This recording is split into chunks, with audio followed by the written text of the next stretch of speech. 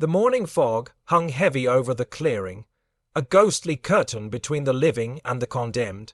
Damp earth clung to their bare feet as Japanese women nurses, clerks, even a schoolteacher were handed rusted shovels by foreign soldiers. A single command sliced through the mist. Dig. No explanation, no expression. Just the scrape of metal-biting soil, and the rising certainty of what this was. The air smelled of wet bamboo and gun oil. Somewhere beyond the trees, gunfire cracked, faint but rhythmic, like distant thunder counting down. The women's hands trembled as they dug. Every scoop of dirt felt like peeling away the surface of their own graves. One of them, barely 20, whispered a prayer under her breath. Another tried to hide tears behind a strand of mud-streaked hair. None dared to stop. A sergeant stood watching, his cigarette glowing orange in the grey. His face was unreadable, years of discipline carved into stone. Yet his eyes flicked, just once, toward the youngest woman. It wasn't pity, it was calculation. Reports indicate over 300 Japanese women were captured in the Pacific Theater by 1945, many forced into such temporary containment sites before official camps existed. For most, those words meant death waiting without ceremony, time lost meaning, the holes deepened, the women expected the rifles any second. The forest was so still they could hear their own hearts hammering against ribs. One muttered, "They'll shoot us the moment we stop." Another whispered back, "Then don't stop," but then movement. The sergeant's hand lowered, the cigarette dropped, hissing out in the mud. He said something sharp to the corporal beside him. The guns didn't rise. The digging stopped mid-motion, shovels frozen in trembling hands. The silence was louder than any gunshot. One of the women dared to lift her eyes, expecting to see death readying its aim. Instead, she saw confusion in the soldiers' faces. Orders had changed, or perhaps conscience had interfered. The sergeant looked away, jaw tight, muttering something the women couldn't hear. Then came the command no one expected. Step back. They hesitated, too shocked to obey. Step back, he repeated. The women stumbled away from the holes they thought would swallow them. No shots fired. Only rain starting to fall, soft, relentless, washing over the graves that weren't graves yet. And then, a single order that froze the air. Load them into the trucks. The trucks waited just beyond the tree line, engines growling low like caged beasts. Rain turned the dirt to a slick mirror, reflecting boots, rifles, and the hollow eyes of the women who had expected to die there. The sergeant, the same man who had just spared them, stood apart, his cap drenched, cigarette gone cold between his fingers. Every soldier watched him, waiting for confirmation that this was not a trick, but no bullets came. No one spoke.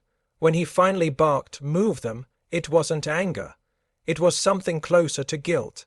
The women clambered into the truck beds, clutching their wet skirts, helping each other over the metal tailgate. One of them looked back at the open pits they had dug. The rain was already filling them. By the time the trucks started rolling, the holes had vanished beneath rippling puddles, like the earth itself refused to keep their graves. Inside the lead truck, the silence was suffocating. Mud dripped from shovels onto the floorboards. The youngest woman dared to whisper, "Why didn't they shoot?" But no one answered. Outside, the sergeant walked beside the convoy for a moment before climbing into the cab. He avoided their eyes. Reports later described Allied compliance with Geneva Convention Article 2, which protected prisoners from acts of violence or intimidation. But out here, in this jungle clearing far from any headquarters, that law had been just paper, until one man chose to follow it. One prisoner, years later, recalled, he looked ashamed like he was the prisoner.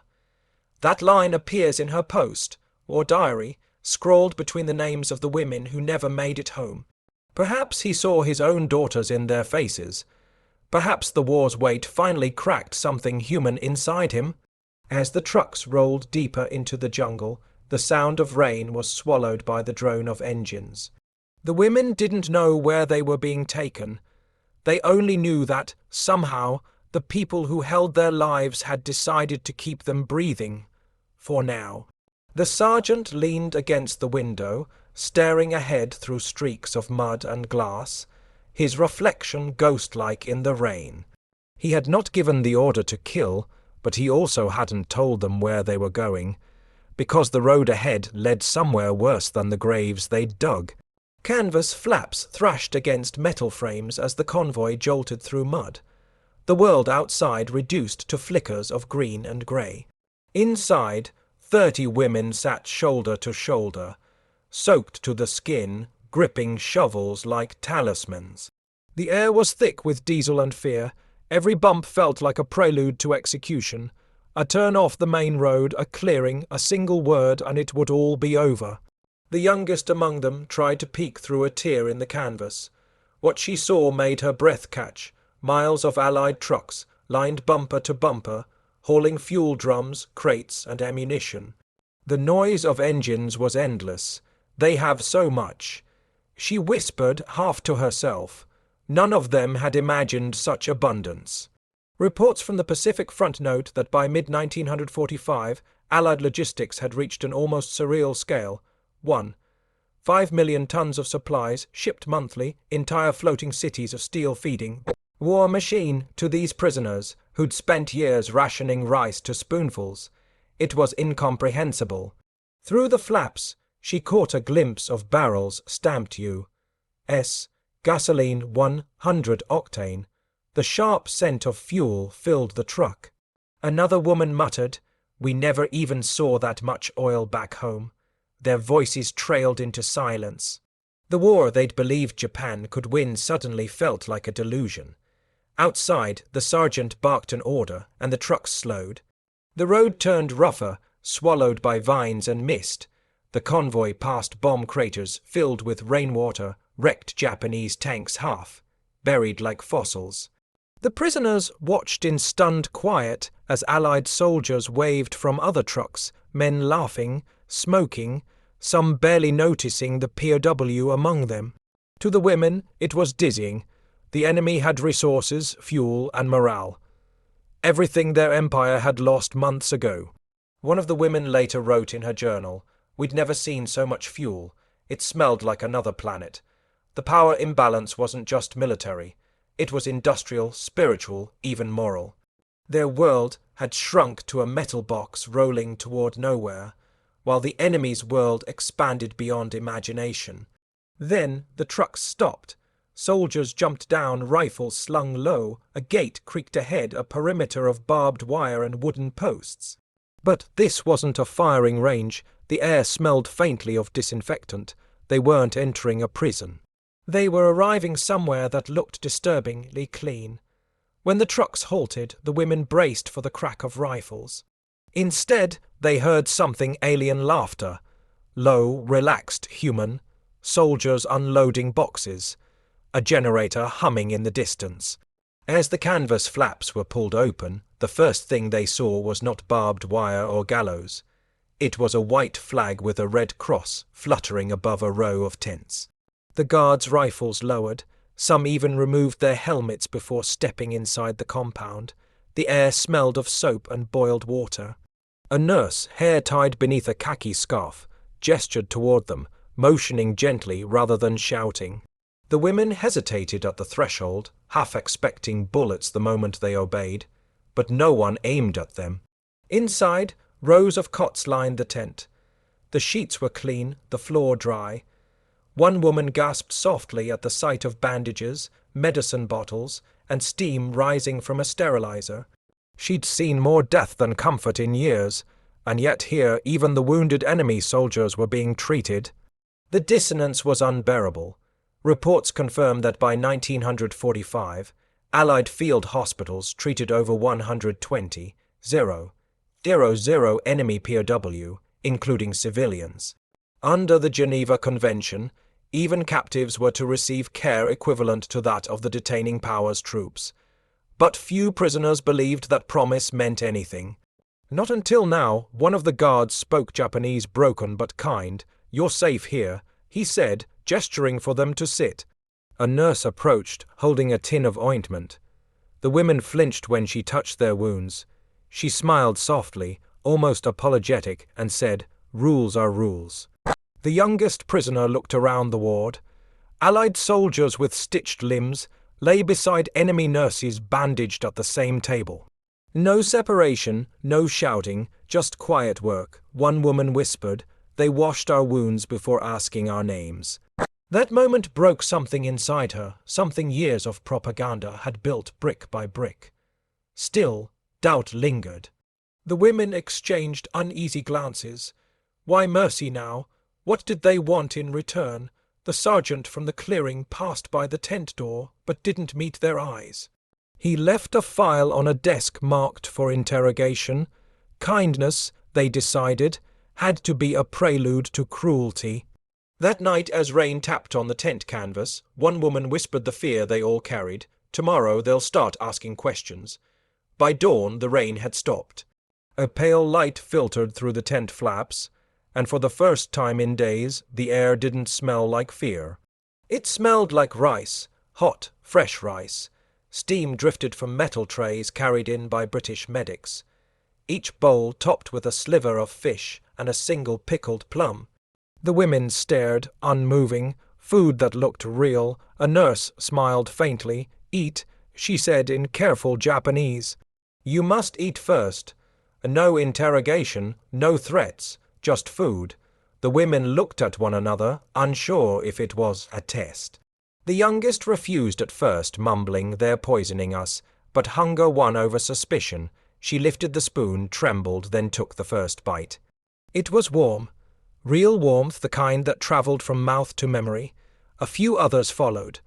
Within minutes, bowls were empty, the silence broken only by quiet sobs. It wasn't joy, it was grief. They hadn't eaten rice this pure in months.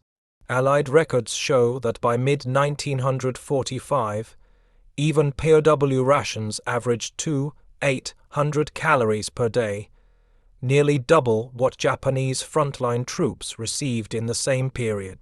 For these women, that imbalance wasn't a statistic. It was a revelation. One of them whispered, "Our own soldiers never gave us this much rice." Another muttered, "Maybe they want something worse later." The nurse ignored their fear, clearing the bowls gently, her eyes soft but unreadable. Outside, rainwater dripped from tent ropes, a generator coughed to life. The sergeant from the clearing appeared again, now without his helmet. His uniform was mud, stained, his expression neutral. He nodded at the nurse, then at the women. "No questions today," he said quietly. "Tomorrow, interpreter comes." His English accent was clipped but calm. That night, the prisoners lay awake, stomachs full for the first time in weeks. The paradox clawed at them, enemy soldiers feeding them with kindness their own officers never showed. It wasn't mercy that unsettled them. It was the implication that everything they'd been told about barbaric foreigners might be wrong. Before sleep took her, one woman murmured, "Maybe they want something worse." Another replied, barely audible, "Or maybe they just want to see what we'll do with kindness." Outside, the jungle hummed. Somewhere in the dark, an engine started. The sound of someone arriving who would speak their language. The next morning began with the rumble of a jeep and the low drone of voices outside the tent. The women tensed, bowls still half, full from breakfast, when a man stepped through the flap. A tall American lieutenant, cap tilted back, clipboard in hand. But it wasn't his uniform that stunned them. It was his words. "Good morning," he said, in near-perfect Japanese. Every woman froze. His pronunciation was crisp, polite, eerily native. He greeted them individually, even using proper honorifics. "Yamamoto-san, Tanaka-san, Soto-san." He bowed slightly, military but respectful. The tension broke into confusion. How could an American sound like someone from Osaka? He explained he was nice, Isekong, generation Japanese-American. Born in California, trained in language intelligence under the U.S. Army's Military Intelligence Service. Reports confirm that over 3,000 nice linguists served across the Pacific, decoding, translating, and interrogating prisoners. But this man's tone wasn't that of an interrogator. It was almost conversational. "I'm here to make sure you're treated properly. he said. "And to understand how you ended up here." He didn't ask about troop movements or codebooks. He asked where they were from, whether their parents were safe, whether they'd seen combat or just served as nurses. The women exchanged wary glances. This wasn't how interrogation was supposed to feel. The lieutenant took notes, not accusations. One woman blurted, "Why are you speaking our tongue?" His answer was simple, because both sides forgot how to listen. The remark lingered in the air like a fuse. She didn't know whether to feel insulted or seen. Her empire had told her Americans were demons. Now here was one, speaking the same dialect her brother used at home. It felt like betrayal wrapped in mercy. By the end of the hour, the women had told him more than they intended: names, places, memories. Not from coercion, but from a strange human pull toward understanding. As he packed his clipboard, he said softly, "Tomorrow, you'll meet someone from administration. They'll discuss repatriation." Repatriation, the word felt impossible. Going home after this, the lieutenant paused before leaving, his voice steady but heavy. "War is ending soon," he said. "You should be ready." He stepped out into the light, leaving behind silence thick as fog, and a folder marked repatriation candidates. The next day, the women were marched into a small wooden office at the edge of the camp. A single fan turned lazily above them, stirring the damp air. On the desk lay neat stacks of paper-typed forms, stamped with Allied insignia. The interpreter from yesterday, the Com-Nisi lieutenant, was already there, sleeves rolled up. He gestured to the chairs. "Sit," he said gently. "You'll read these, sign if you agree." But most of them couldn't fully understand the English text. Even with Japanese annotations, the words were foreign: statement of cooperation, temporary repatriation eligibility, acknowledgement of humane treatment. They looked at each other, unsure. The lieutenant's tone softened. "This isn't punishment, it's procedure. You'll be transferred after Japan surrenders." The word after sliced through the room. Surrender? None of them had heard such a possibility spoken aloud. Propaganda back home claimed Japan would fight to the last breath. Yet the Americans spoke as if defeat were already printed history. One of the women asked, "Is Japan losing?" He hesitated. "You'll know soon," he replied. "Reports show that by mid-1945, Allied intelligence already knew Japan was seeking a way out through the Soviet Union, through neutral diplomats. Secret channels hummed even as bombs still fell. But to these women, the war still felt distant, unwinnable yet unending. They signed anyway, not out of trust but exhaustion. The paper was a strange lifeline, thin, bureaucratic, and terrifyingly hopeful. Each signature sounded like a confession as the pens scratched the page. When it was done, the lieutenant nodded solemnly. "You've done what's needed," he said. "Stay alive, that's all that matters now." Later that night, one prisoner wrote in a diary, "We signed promises we couldn't read for a future we couldn't imagine." Outside, the jungle buzzed with cicadas, restless and electric. The camp's loudspeaker crackled to life, broadcasting muffled English voices about operations, aircraft, schedules. Somewhere above the clouds, planes were already preparing for something catastrophic, something none of them could see coming. The lieutenant lingered at the office door long after they'd gone, staring at the stack of signed pages. He knew what the next week held, and he knew those signatures might be the only thing standing between these women and oblivion. Because far above them, in the sky, something unimaginable was already being loaded onto a bomber's belly. August 6, 1945, the women woke to a strange silence. Even the jungle seemed to hold its breath. Then the radio crackled in the main tent. Something in English, hurried and tense. Guards gathered around it, faces pale beneath their helmets. One word repeated through the static: Hiroshima. At first, no one understood. The interpreter stepped outside, pressing a hand to the earpiece, listening. When he came back, he looked older, a new kind of bomb. He said quietly, "They say the whole city is gone." The women stared, unable to process. Cities didn't vanish. Cities burned, collapsed, suffered but vanished. Impossible. They whispered to one another, denying it. American lies. One spat, but then more details came over the radio. The temperature, the light, the phrase "no survivors confirmed." Reports would later estimate 140,000 dead from Hiroshima, killed by a heat wave of 3,0 degrees C. The lieutenant didn't speak again for hours. He simply turned off the radio. Outside, the guards moved slower, subdued. The same men who'd carried rifles now avoided eye contact with the prisoners. Whatever had happened, it had shaken even them. That evening, the prisoners sat by the tent flap, staring at the orange smear of sunset. One murmured, "If that's true, then Japan is already ashes." Another whispered, "No, it can't be. Our emperor wouldn't allow it." But the next morning brought a second broadcast, another bomb. Nagasaki.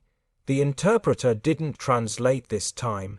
He just handed the radio to the sergeant, who turned it off and muttered, "This war's over, whether command admits it or not." Inside the tent, no one ate. The rice bowls stayed full, the air thick with disbelief. A nurse tried to comfort one of the women, but she flinched away, whispering, "We thought it was a lie meant to break us." That night, thunder rolled across the horizon, real thunder this time. But each flash made them flinch. They imagined skies burning, cities dissolving, families turned to smoke. One woman pressed her face into her knees and muttered, "If they can do that, what will they do to us?" Outside, the jungle glowed faintly in the moonlight, untouched by the destruction that had already rewritten history. And a week later, that same radio would play a voice none of them ever thought they'd hear. August 15, 1945. Morning mist still clung to the camp when the sound came, tinny, distorted, and trembling through the static. The radio operator stood motionless, saluting the small wooden box as if it were a shrine. The prisoners didn't understand at first. The language was Japanese, soft, formal, and slow. The interpreter's face turned white. "It's him," he whispered. The emperor, every guard froze. Even the sergeant from the clearing stood at attention, rain dripping from his cap. For the first time in history, the emperor's voice reached ordinary subjects. He spoke of enduring the unendurable, of preserving peace, of surrender. The women felt their world tilt. Japan. Surrender, the word itself was poison. Tears welled not from joy, but collapse. Everything they'd been told to believe honor, death before defeat shattered with that voice. The Allied guards didn't celebrate. They didn't cheer. Some stared at the ground as if hearing an echo of their own grief. A British private muttered, "So it's over then," before walking away to smoke alone. Even the men who'd fought for years couldn't look triumphant, they just looked tired. Reports note that Japan became the first nation to surrender after atomic warfare, ending the Pacific War that had claimed over 30 million lives. But in that humid clearing, victory felt hollow. The sergeant lowered his rifle, eyes glistening. "It's done," he murmured. "It's finally done." The prisoners expected rage, retaliation, humiliation, something. Instead, the guards unlocked the tent and stood aside. "You're free to walk inside the fence," one said quietly. The youngest woman hesitated, then stepped out barefoot into the mud. No one stopped her. Later that day, Allied officers entered the camp with a bundle of papers, letters. From home, they said. Each envelope bore Japanese handwriting, each addressed to a name in the camp. Hope flared, sudden and dangerous. The women clutched them like lifelines, weeping before even reading. One woman noticed her envelope was still damp, ink running as if written too recently, but she didn't question it. Not yet. As the sun dipped, the camp was silent again, except for the faint sound of someone crying. No one could tell if it came from the guards or the prisoners, because that night, mercy arrived wrapped in lies. They were trembling when they opened the envelopes. The paper smelled faintly of ink and mildew, edges still damp from the rain. Each bore a familiar name, mother, brother, husband, written in careful brush strokes. The women's hands shook as they unfolded the letters. For the first time since capture, They dared to believe someone back home still knew they were alive. "Daughter, we wait for your safe return," one read aloud. Another whispered through tears, "He says father's shop survived." The tent filled with sobs, quiet, choking relief that felt like resurrection. Then came the silence. The interpreter entered, holding a clipboard, avoiding their eyes. "You should know," he said slowly. "These letters, they are messages of comfort." His voice faltered. "They were translated from English by our own clerks. Originals were made here." The words hit like a shell. One woman blinked, unable to understand. "You mean they're fake?" The lieutenant nodded. "Tokyo's postal routes are gone. We wanted to keep hope alive." The letters slipped from trembling fingers to the dirt. None of them spoke for nearly an hour. Reports from the U.S. Psychological Warfare Branch reveal that Allied Command distributed thousands of fabricated morale letters to Axis POW, believing hope prevented collapse. It worked, but the fallout was personal. For these women, it was betrayal draped in mercy. The nurse tried to explain softly, "We thought it would help you survive." But survival without truth felt like another kind of captivity. One woman whispered, "If they lied to comfort us, how will we ever trust what's real?" Another stared at the ink bleeding down the page, smudging the words "Come home soon." She realized she no longer knew where home was or if it still existed. Allied reports later confirmed that over 60% of Japanese urban postal grids were destroyed in bombings, making genuine correspondence impossible until 1946. The lie had been the only message possible. That evening, the interpreter left the tent quietly, shoulders heavy. Behind him, the women collected their forgeries and folded them back into envelopes. Not to destroy them, but to keep them. Proof that someone, somewhere, still wanted them to hope. Outside, the camp loudspeaker buzzed again, this time calling their numbers. "Pack your things," a voice announced. "Transport leaves at dawn." Home, it seemed, was coming to them. The trucks rumbled through Manila's port under a grey dawn sky. The air reeked of salt and oil. The harbour a graveyard of wrecked ships, rusted hulls jutting from the water like bones. The women sat in silence, staring at the vessel that waited at the pier, the SS Dinanura. Its name had been freshly painted, its hull streaked with white. But what struck them most was the shape faintly visible beneath the paint. The rising sun, Japan's flag, now covered over in shame. The nice lieutenant met them one last time at the gangway. "You'll be taken home," he said quietly. "To Yokohama." None of them dared to ask what home meant now. They clutched small bundles, torn photos, forged letters, a few personal trinkets salvaged from the camp. A nurse took their names and checked them against the manifest. 40, 3 Japanese women, civilian detainees, medical personnel. Reports confirm that between 1945 and 1947, over 3 million Japanese were repatriated from Allied territories by sea, an operation so vast it required more than 200 ships. But for these few, the journey wasn't about numbers, it was a quiet exodus. As the ship's engines groaned to life, one woman looked back toward the city skyline cranes, smoke, Allied flags snapping in the wind. "We're ghosts," she murmured. "They're sending us home as ghosts." The lieutenant didn't disagree. "Then maybe you'll learn how to live again," he said softly. The ship pulled away. Manila's dockworkers waved from the pier, some smiling, others expressionless. A British officer saluted as the vessel turned toward open sea. The women gathered along the railing, watching land recede into haze. For the first time since capture, no guards stood behind them. Just open water and silence. Nights aboard were uneasy. The sea hissed against steel, and the women lay in bunks too soft, too clean. Some dreamed of burned cities, others of the graves they never finished digging. The cook, a Filipino conscript, left extra rice at their door each evening, saying only, "You go home, good thing." On the 4th night, a storm hit. Waves slammed the hull, lightning carving veins across the sky. One woman clutched her diary, whispering a single line that would survive in her notes decades later. The sea tried to take us, but we had already drowned. By morning, the rain stopped, and Japan's coast appeared like a ghost rising from the mist. When the SS Dinanura docked at Yokohama, the harbor was silent. No families waited, no flags waved. The air smelled of ash and seawater. Tokyo's ruins still smoldering in the distance. The women stood at the railing, clutching the ropes, scanning for faces that weren't there. They had dreamed of this moment for months, the return home, the embrace, the proof that survival had meant something. But the docks were nearly empty. A few civilians in tattered clothes stared at the ship, then turned away. A dock worker muttered "POWs" under his breath, as if the word itself were an infection.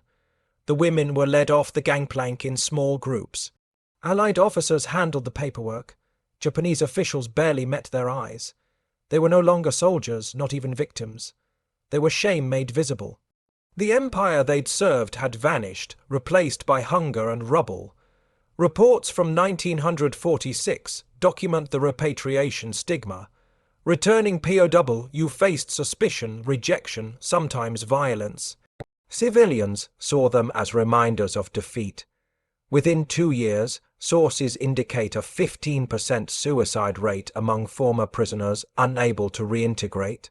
For women, it was worse. Rumors spread that those captured had disgraced their nation. At the registration tent, an official asked, "Were you mistreated?" The eldest woman replied quietly, "No, they fed us." The clerk looked up sharply, frowning. "Then you collaborated." He stamped her papers without another word.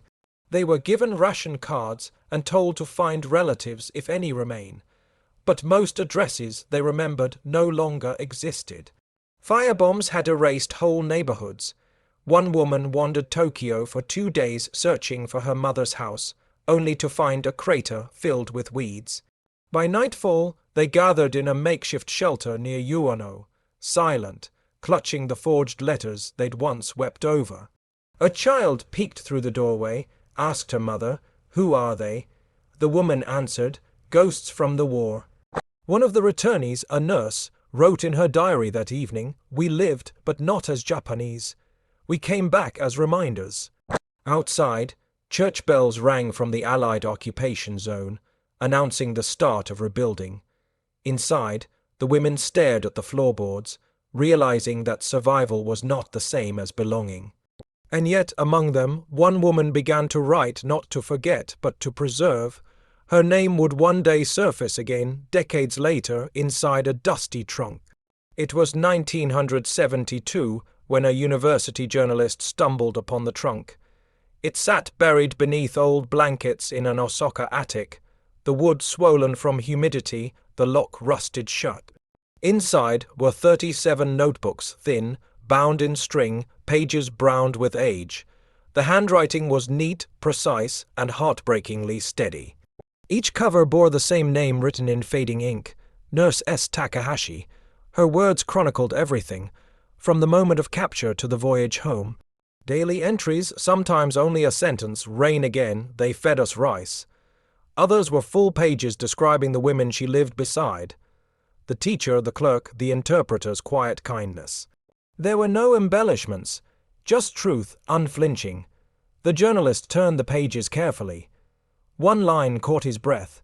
"They made us dig our graves, then told us to live." When the diaries were brought to Tokyo University for preservation, archivists were stunned. Reports indicate over 20,000 pages of POW diaries have since been catalogued there, most written by men, few by women. Takahashi's stood out not for horror, but for restraint. She never begged for pity. She simply documented what humanity looked like in the unlikeliest places. Her entries detailed Allied medics who shared water, guards who refused orders to kill, and the strange mercy of rice served by enemies. "We wanted the world to know we were treated like humans," she wrote on her final page, underlining it twice. For decades, no one had listened. The survivors were too few, the topic too controversial.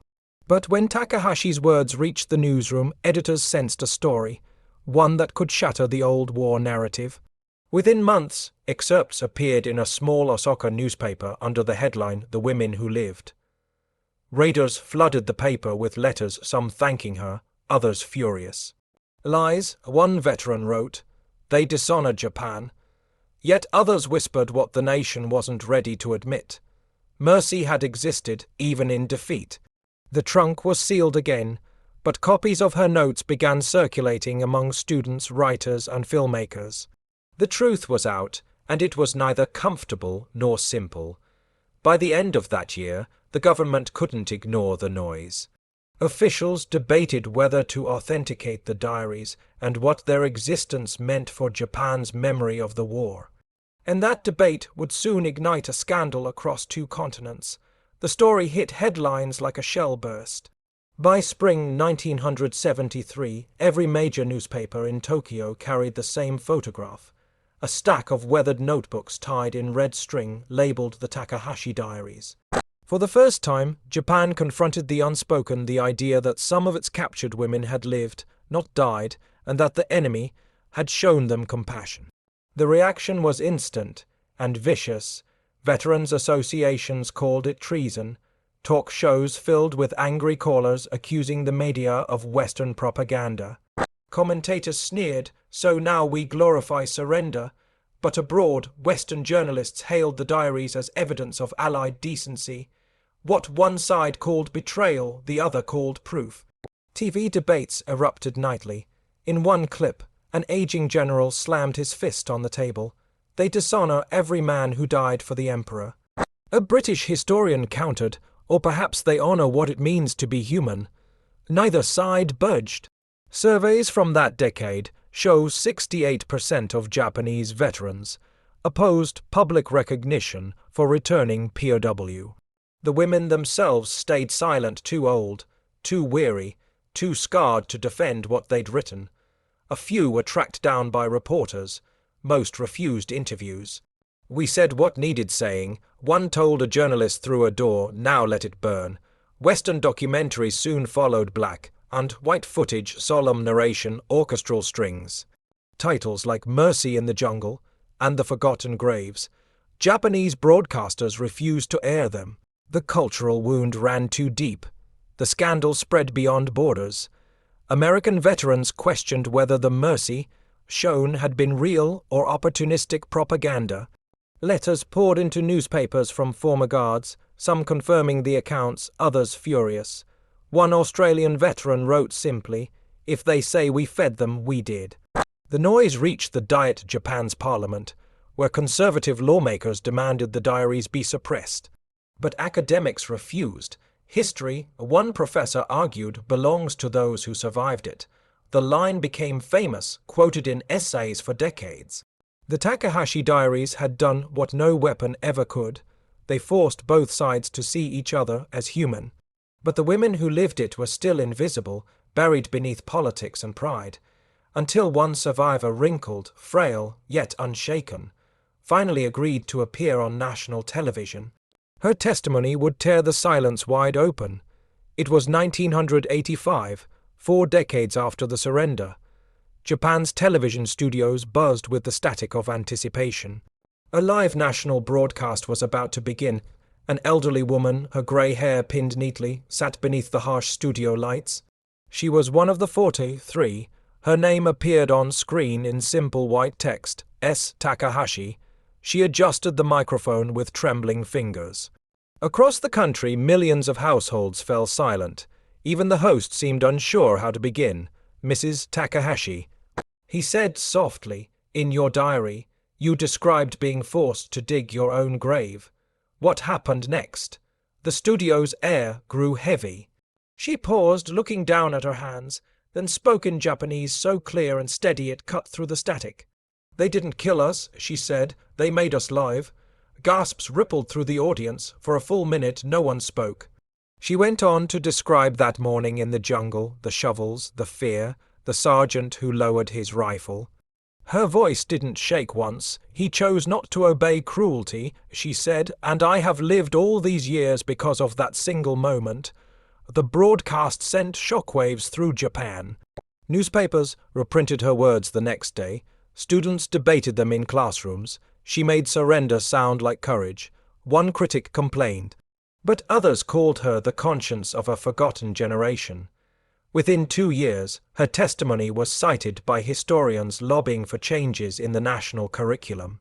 In 1987, the Japanese Ministry of Education quietly amended WWII sections in school textbooks, acknowledging instances of humane treatment of POW by Allied forces. It was a small change, but symbolically a landslide. When asked if she felt vindicated, Takahashi smiled faintly. "I wasn't proving mercy exists," she said. "I was proving memory does." Her words echoed across a country still learning to face its ghosts. Reports show that her televised interview reached an estimated 22 million viewers, an audience larger than most primetime programs of the decade.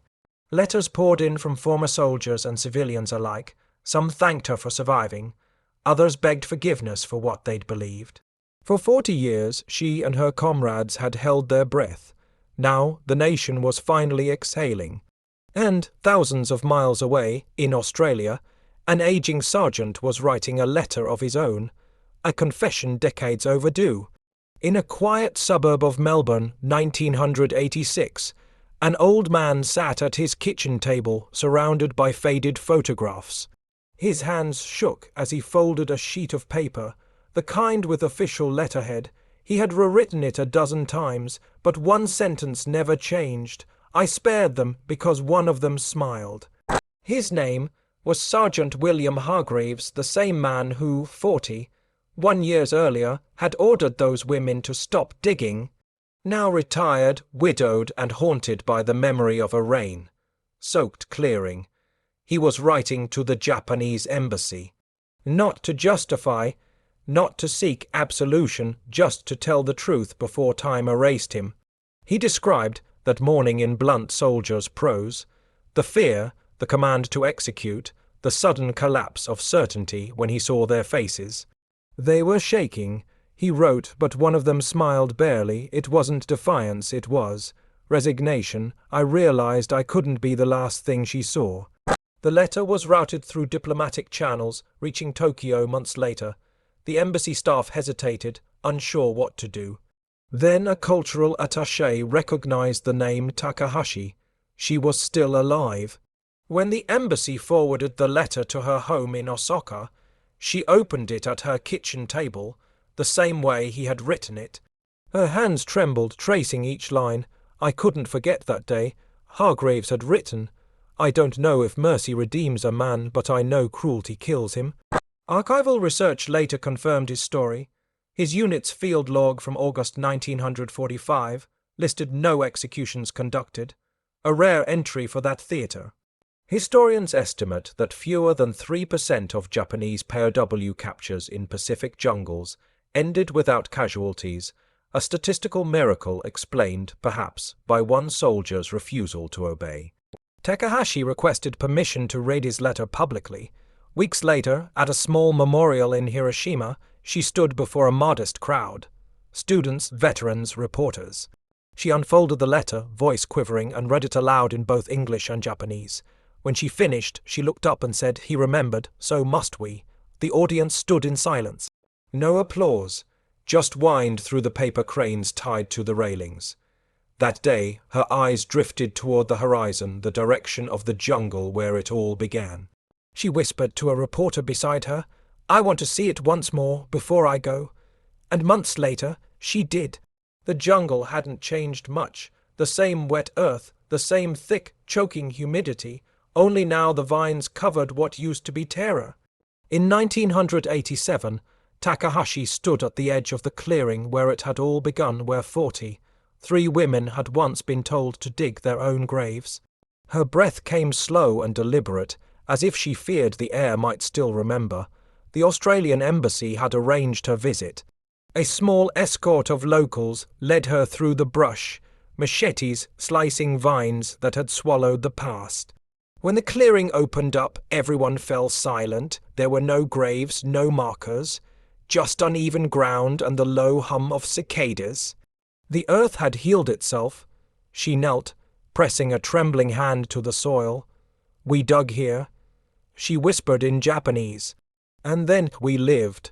A tear slipped down her cheek and vanished into the dirt. Her translator said nothing. Some moments needed no translation. Near the center of the clearing stood a new plaque, modest stainless steel, words etched in both English and Japanese, "For the living may memory outlast fear." It had been funded jointly by veterans from both sides. The sergeant's name appeared at the bottom, alongside hers. Sources indicate only 7 of the 43 women survived long enough to see the memorial's completion. Most died quietly, years earlier, without ever speaking of that day. But through Takahashi's diaries, her broadcast, and that single letter, their story had finally rooted itself in history. As she stood, the jungle swayed with wind, leaves whispering like voices long gone. She closed her eyes and said softly, "We dug for death and found life waiting instead." A photographer snapped one frame black and white, rain beginning to fall. Takahashi smiled faintly, lifting her face to the drizzle. It felt like the same rain that had once soaked her uniform, the same rain that had filled their unfinished graves. When she left, she carried only a small jar of soil. For the others, she said. Back home in Osaka, she placed it beside the trunk that had held her diaries. One life circle finally closed. And so the jungle kept its silence, but the story refused to die, whispered now across classrooms, documentaries, and the hearts of those who still believe that even in war, mercy can survive.